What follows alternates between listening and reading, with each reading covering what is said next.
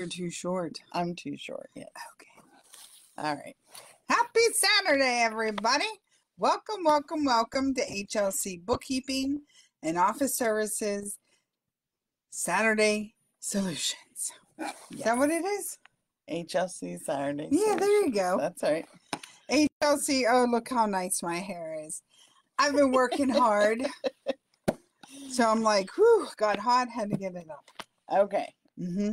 Well, my name is Krista Rue. I'm the founder of HLC Bookkeeping and Office Services. Christina Rue, loud, obnoxious, marketing chick, educator, QuickBooks queen, whatever you want to call me. That's I right. answer to it all.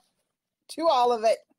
True. That's right. Mm-hmm. So the purpose of Saturday Solutions is to talk to you about things we're talking to our clients about, or that our clients are talking to us about, or happening in the news that we think is important from a business or personal or whatever point of view. Yeah, that's it. That's it. That's what we do. We chit chat every Saturday with you about things going on in the world. That's right. So the first Saturday of every month, we talk about off the bookshelf. So that's why we're in front of the bookshelf. And I was having trouble today because I'm like, well, I haven't read that one the whole way through. I haven't done that one the whole way through. So like, I'm really falling behind on my reading. It's what I figured out. So, but it's our busy season right now. It is. So we bring on seasonal clients. So between May and October, it's just crazy. Insanity. Yeah. But, okay, so I found one of my oldies but goodies because we always talk about, oh, you should be, you know, professional education, training yourself. Okay, sometimes you just want simple. Just simple. Simple. And our mama got us, because we have a tendency, stray cats just come into our life. So she brought us this book, Daily Inspurrations. Inspurrations by Romana Gould. We probably used this before, too. I probably have, because I love it. I do. Because they have little pictures with little sayings. It's not hard. It's a little coffee table book for when someone comes over to visit while you're making tea in the kitchen. They can be flipping through it. And it's just, it makes you happy when you read about it. And here's like one of the things. Warmth. Okay, look at that. A little kitten in a teacup. So cute. Hearts should come with a label that reads, keep warm. Warm the hearts of others with a smile. Give a heartfelt handshake, a hug, or a note of encouragement. Use a soft, kind voice with positive, encouraging words. Warming the hearts of others has a rewarding side effect. Your heart warms up as well. So easy. So easy. So simple. But in today's complicated world, sometimes we just forget the simple stuff. So be kind and nice to everybody, because you don't know what they're going through in life, what just happened. Yep.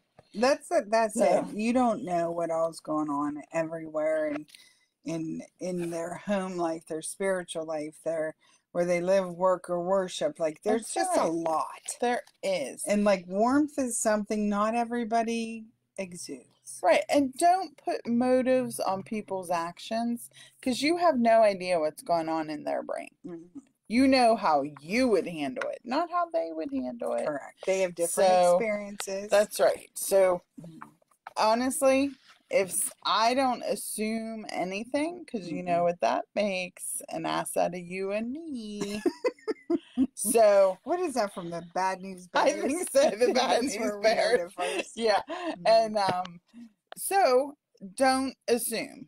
I'm not going to assume just because someone was like, maybe didn't say something to me as nice as I would like. I'm not going to assume they're mad. I'm going to ask, are you angry with how I handled this?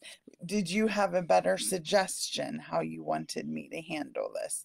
Don't go flipping out and escalating a situation. That's all I'm saying. Yeah. And that, what's that Sandra Bullock movie? It's not always about you! Truth. There's truth in that movie. That girl with her husband. I That know. was so funny. I think it was, what, 6 weeks or something like that. 2 weeks notice. 2 weeks notice. Yeah, that's what Hugh Grant. It's a goodie. It's a good movie. All right, so we just wanted to do Off the Bookshelf for number 1. Oh, we didn't recap last week. We just dove right in. We did. You had to get to the kitten. I know. I see a little kitty. I got to handle it. All right, so we talked about Independence Day, thanking everyone for their willingness to serve.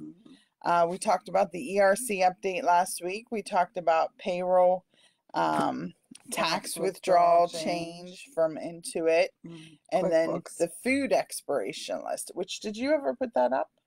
Oh, we got to do that. I might need that. Oh, did I scan it? I don't even remember scanning it. We'll have to do that. I will do it. Okay. But I'll email it to her and she'll get it up there. Yeah. All right. So now, guess what time of year it is? Uh-oh. We're halfway through. So what should everybody be doing? Looking at your budget. Yes, to see if we need to tweak it. Did the first half go like we thought? As planned. Do we need to do some adjusting? As historical. That's right. That's right. So this is a good time of year to do so. Yeah, because a lot of people, their companies, it was just different during COVID. 2021, different. 22 different. As you're getting back in, 23 was kind of people getting back to their normal thing. So like when you look historically, it doesn't always a true reflection. Right. So you got to take that into consideration, that when you did this year's budget, you were looking at some anomaly years, and we make the best guess effort. That's what a budget is. That's it's all a best it is. Guess it's a effort guess based on historical data and what you know to be upcoming. But you don't do it once a year, put it in your computer and never look at it again. Correct. You should be looking at it monthly, and then really at the end of every quarter. Every quarter, and then halfway through for sure. Yeah. For sure. And if you have a business, I'd say that is a little complicated. You should be thinking, okay, I have to get a meeting set up with my accountant for September, July, August, and then definitely after the third quarter, you should be meeting to see if there's any tax consequence that you need to because remember, tax law changes a lot.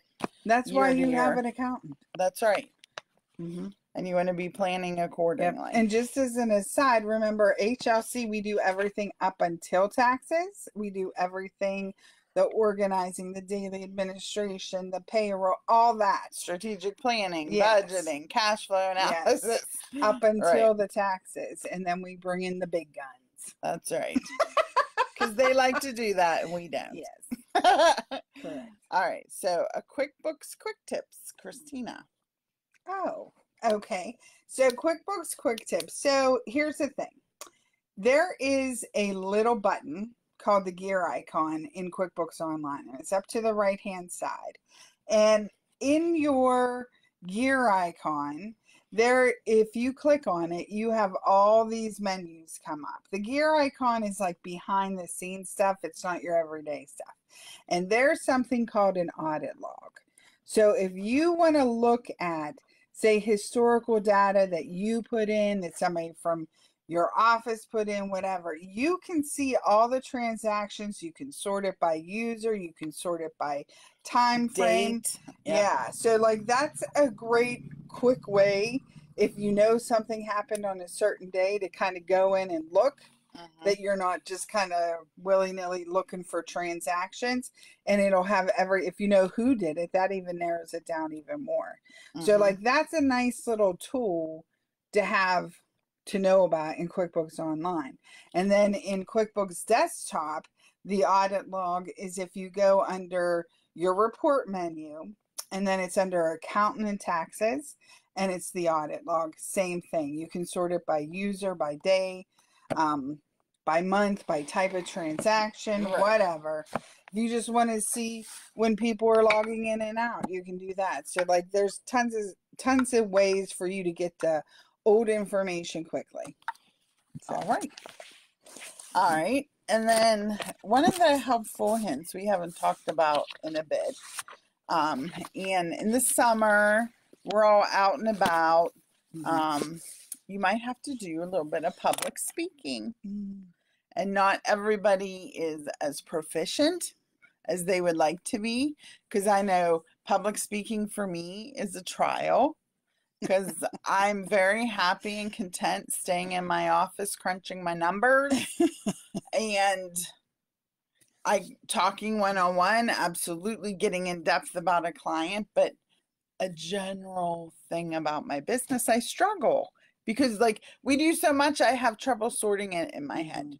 And it's also relevant to what audience you're speaking to. Who are you speaking to? If you're speaking to an audience of nonprofits, you want to focus on maybe some reports that have to do more with nonprofits than regular business. So you kind of have to tweak. That's right. And like some basic things you should be doing is practicing. Because the more you practice, the more it doesn't sound rehearsed. Isn't that amazing? That is funny. It is. And you also, when you're public speaking, don't want to be, "Hi, my name is Krista. How are you today? I am here to talk about," and never look at your audience. Yes. You have to engage all across the room. Yep. That's right. And like it's a struggle. Because, like, I'm an introvert. Extrovert people don't understand the struggle, but it's a struggle. And be yourself. Because, like, my presentation will never be like Christina's. Never.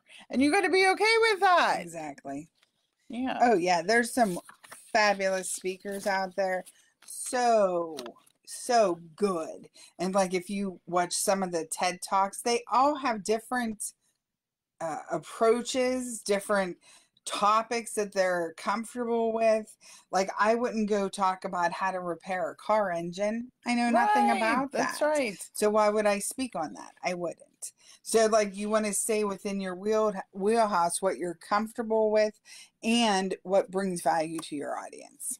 Right. And like I'm very much a participatory speaker. I want my audience engaged. So I always tell them, feel free to ask questions as I go. I don't get angry like, "Oh my gosh, you're going to make me lose my place." I don't care. I'm there to help you. And if you have a question, you need to ask it. And like, that's something too. It's okay to have no cards. It's okay to have your whatever. I always do like prints. 14 or 16 fonts. Big print so you things. Can read it quickly. Yep. And like what I'll do too is as I go through it, I might tick something off at the side, or if somebody asked a question, I want to make sure that I address more in depth. I'll put that like, on the back to talk about. And like, there's just different things you can do, but how you give a speech is how you give a speech. Don't try to be like somebody else. Right. And like, there's a lot of things about there. Well, you got to watch your body language. You got to make sure you're engaging the audience. All true. But if it's contrary to who you are, don't do it. Because then it'll look forced. I am here to talk to you. Like, that's not natural. Krista's now telling you what to do. It's true. So, like, that's why you practice. So you can be in front of a mirror, you're talking, and you're like, "Oh, that doesn't look so good." So don't do it. Yeah. So practice. And there's stuff we do unaware. The thing happens. So true. Pushing up your glasses if you wear glasses. I do that a lot sometimes, even when they don't need refocus, because it's just a thing I do. And don't be afraid to say, "I don't know." Yes. Because guess what? There's so much information now. There's so much about certain topics, and if you're giving a 10-minute speech, you're not going to cover it all. Correct. And quite honestly, you might not have even researched that far that someone has asked. And so, like, this is a chance for engagement. That's right. So you say, oh, that's a fantastic question. Make sure you give me your business card so I can follow up with you. Exactly. Because then you're creating a one-on-one more likely to use you in the long run, especially if you get back to them with an answer. Which you should. Yes. Don't ignore them. Yeah. So that's honestly all I had today to talk about. Oh, remember we have an open house today at 3. Oh, that's right. For people who are looking to start a business. That's right. Make some money. So 3 to 7 here, or Monday 5 to 7. And if you can't make it in person, you can call and we'll set up a Zoom and just do a Zoomie right there. Correct. Yeah, because we do believe if you have watched us for the last... I know. Well, everybody should have a business. Yeah, so we've been in business, like, next year will be 20 years. So we've made the mistakes that we're trying to prevent other business owners from making. So we like to do these open houses at least quarterly. Talk to people. We're being more formal with it now. Because we're usually like, oh, come over, we'll talk about it. But now we're inviting people. We're going to do an open house every quarter for those interested in starting a business, because we think everybody in the world should be starting a business. That's right. That's it. Kaput. Butchers. Yeah.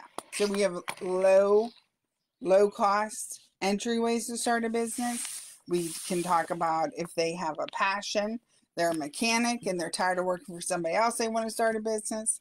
Right. Yep. There's just a lot. Yep. There's a lot. All right.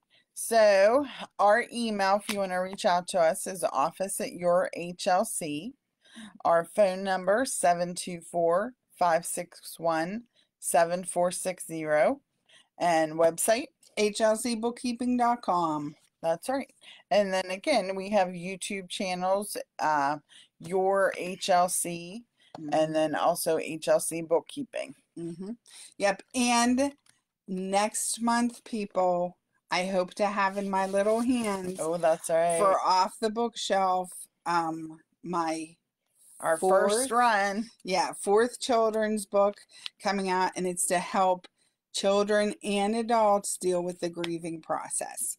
So hopefully we'll have that, and we'll be talking to you about that. That's right. Exciting. All right.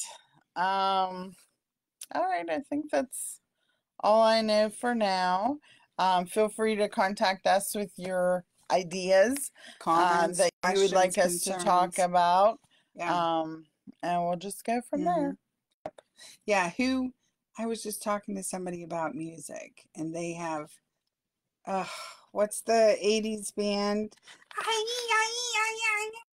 Not Aerosmith. What's the other one? I have no idea. Oh, yes, you do. Sweet Child of Mine. Oh, Guns N' Roses. Guns N' Roses. And we've been hooked on The Sound of Silence, that guy that redid Disturbed. And like how many people on like The Voice and all over the world are now singing it like the way he sang it. Yeah. Like it just changed the song. It's fascinating. It did. It did. Music is a gateway. It really is. So good or bad. It can calm you or it can rev you up. Yeah, because remember, I clean my house to Metallica. Because you don't want a slow song as you're cleaning your house. Well, I kind of like Air Supply when I'm doing dishes. It's calming. It's calming because I don't really like doing dishes.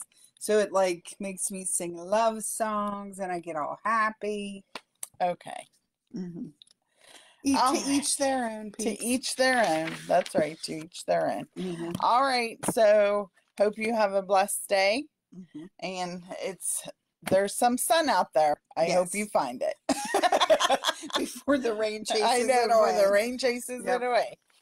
All right. Well, have a good one. Bye-bye. You can do your happy Saturday. Didn't I do it at the beginning? I don't think so. Happy Saturday, everybody. Have a good one. Bye-bye.